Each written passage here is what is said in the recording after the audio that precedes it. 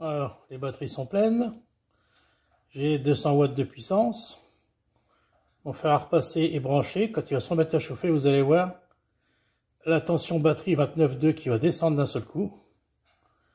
Voilà, 1000 watts. Je descends 26,72, 24,28, 2300 watts. 24,28 avec 2300 watts, ce qui fait que j'ai à peu près 1200 watts en panneau solaire en ce moment. Et ben voilà, donc je tire à peu près 1000 watts sur 9000 watts de batterie, 9600 pour être précis. Et vous avez vu comment ça fait chuter la tension batterie. C'est pour ça l'onduleur hybride, c'est bien. Mais si vous avez de fortes charges, ben vous voyez ce que ça fait sur les batteries. Et du coup, si je descends trop bas, je vais repasser. Vous voyez comment travaille le fer. Il fait 2000 watts. Hein. Mais calculé sur une heure, ça fait 900 Wh. Et pas 2000. C'est ce qui permet de suivre. Bon, là, je suis en floating, 3 watts. Et vous allez voir quand je vais monter en chauffage. Donc, quand la résistance va se mettre à chauffer. Vous allez voir les watts monter. Il est à 13h30. Il fait très beau. Un beau ciel bleu, ensoleillé. Allez, montre-nous ce que tu sais faire. Le plus gros pic que j'avais, c'était vers 12h30. C'est à peu près l'heure où vous avez la plus grosse puissance quand vous êtes à plat. Et à cette saison, bien sûr. Je verrai au fil des mois ce que ça donne. Bon, c'est quand il veut qu'il se met à charger. Allez, chauffe. Qu'on voit ce qui se passe. Il veut pas y aller. Hein. Ah, du coup, je m'en sers pas. Il se met pas en chauffe. Alors, attendez, on va faire mieux. Voilà. Là, normalement, il devrait y aller. Paf, c'est parti. Hop, je vais chercher la puissance totale. Là, c'est sur 2 panneaux de 400 watts. Hein. À plat, bien sûr. Voilà, 442. Tout à l'heure, je montais à 450, à 12h30. Donc là, le soleil commence à rebasculer de l'autre côté. Voilà, c'était le petit retour d'expérience pour vous montrer comment fonctionne un onduleur hybride. Et si par malheur, ben, je descends en dessous de 23,5 ma plage, je repasse en mode line. Et là, du coup, ben, je perds tout, quoi. Je perds tous les bénéfices. C'est pour ça, en hybride, faites bien attention à la charge que vous tirez. Là, vous voyez, j'ai à peu près donc 200 watts par panneau, ça fait 1 kg, plus les 2,375 là, ça fait... Allez, on va dire 175... Ouais, j'ai 1200-1300 watts dans le meilleur des cas, quand tous se mettent à pomper. Sur 2003, donc j'ai 1000 watts, avec une charge de 1000 watts, sur 9600 watts de batterie. Vous avez vu comment la tension batterie descend. Voilà, petit retour. Voilà, à l'heure actuelle, je me retrouve donc avec 4 MPPT Victron, 7515, 3 là, plus un 100 par 30 sur lequel j'ai 2 panneaux en parallèle, des 400. Là, j'ai mes 2 x 375 watts. Comme vous pouvez le voir, j'ai 140 watts de charge. Là, les batteries sont à 29 volts, donc elles sont pleines. Je vais vous montrer ce que ça donne les Victrons en parallèle, pour ceux que ça pourrait intéresser. Donc il y a un panneau par 75 par 15, hein, et le 100 par 30, il y a 2 panneaux en parallèle. C'est tout des 400 watts. Donc là, comme vous pouvez le voir, le détail. En ce moment, on peut voir qu'il y a du soleil. Absorption. En fait, aucun des 4 ne réagit pareil. J'ai même des fois, bah là comme en ce moment, celui-ci qui produit plus que les autres, voire même le deuxième 75-15 produit même plus que le 100 par 30.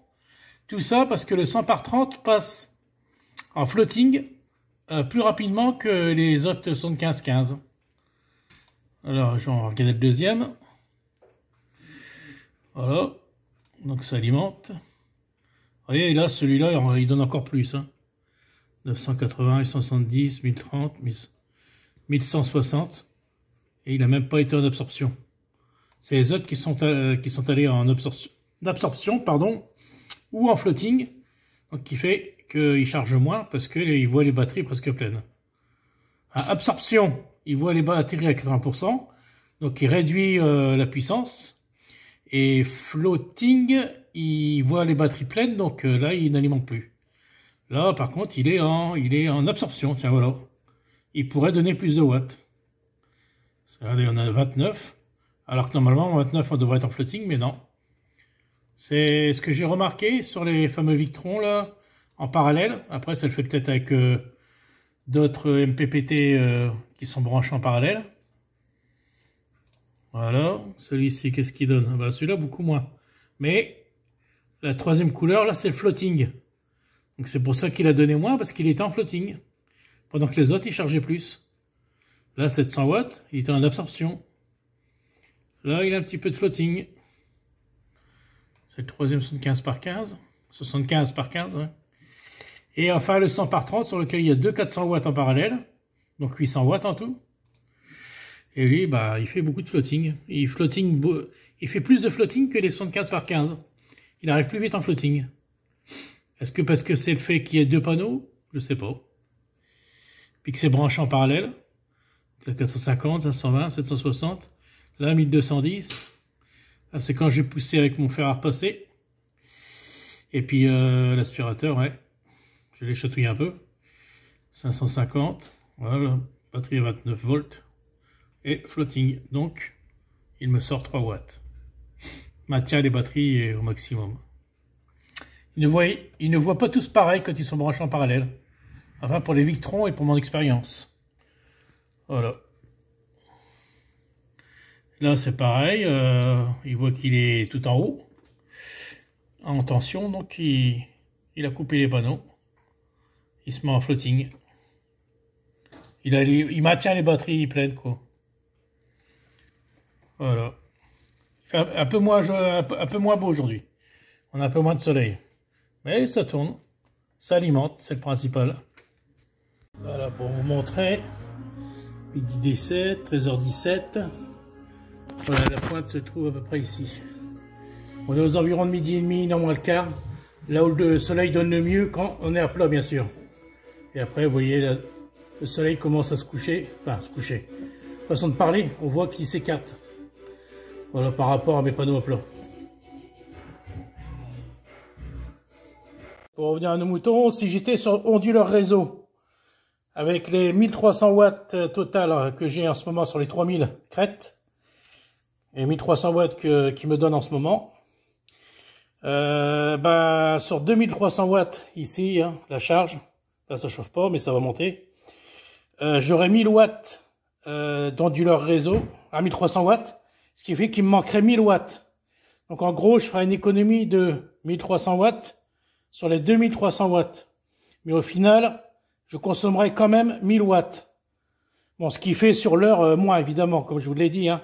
Le fer fait 2000 watts, sur une heure, il consomme 900. Donc faites le calcul, le prorata, puis vous verrez. Vous aurez quand même consommé. Que là, grâce aux batteries, si vous connaissez leur aptitude aux charges plus ou moins fortes, comme là je me rends compte ce que je peux mettre comme puissance derrière, eh ben ça vous coûtera zéro. Ça vous coûtera zéro parce que les batteries prennent le relais. Et du coup, vous tirez pas sur le réseau. Voilà. Petit avantage de l'onduleur hybride et désavantage en même temps parce que si la charge est trop forte par rapport à ce que les batteries sont capables, vous repassez en mode réseau ici. Et donc, bah, ça aura servi à rien et vous gagnez pas grand chose. Donc, si vous connaissez bien votre parc de batterie, comment il réagit par rapport à une charge comme 500, 1000 ou 2000 watts, et que vous savez qu'il descendra pas plus bas que votre niveau bas, regardez, là on est en charge. Non. Ah non, pardon, il est remonté, donc on n'est plus en charge.